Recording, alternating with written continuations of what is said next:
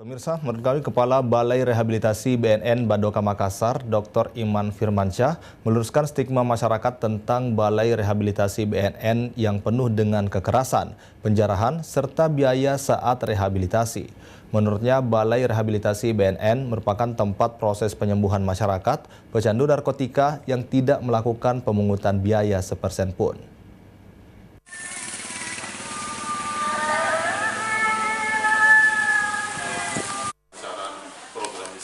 Untuk meningkatkan silaturahim dan kerjasama, manajemen Celebes Media melakukan kunjungan di kantor Balai Rehabilitasi Narkotika Nasional atau BNN Badoka Makassar. Dalam kunjungannya, manajemen disambut langsung Kepala Balai Rehabilitasi BNN Badoka, Dr. Iman Firmansyah. Dalam kunjungan tersebut, Kepala BNN meminta kepada manajemen Celebes Media agar turut serta memberikan informasi kepada masyarakat terkait keberadaan BNN sebagai pusat rehabilitasi pecandu narkoba, khususnya dalam merubah pola pikir masyarakat. BNN menilai masyarakat cenderung menafsirkan bahwa Balai Rehabilitasi BNN penuh dengan kekerasan, penjarahan, hingga harus mengeluarkan biaya untuk direhabilitasi di lembaga tersebut.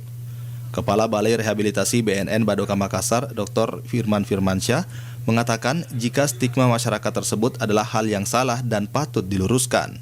Menurutnya, Balai Rehabilitasi BNN itu adalah tempat proses penyembuhan bagi pengguna narkotika, di mana dalam Balai Rehabilitasi terdapat berbagai fasilitas yang disediakan, mulai dari pemeriksaan kesehatan, sarana olahraga, fitness, ibadah, pendidikan, serta kegiatan positif lainnya seperti pengembangan diri dan kreativitas.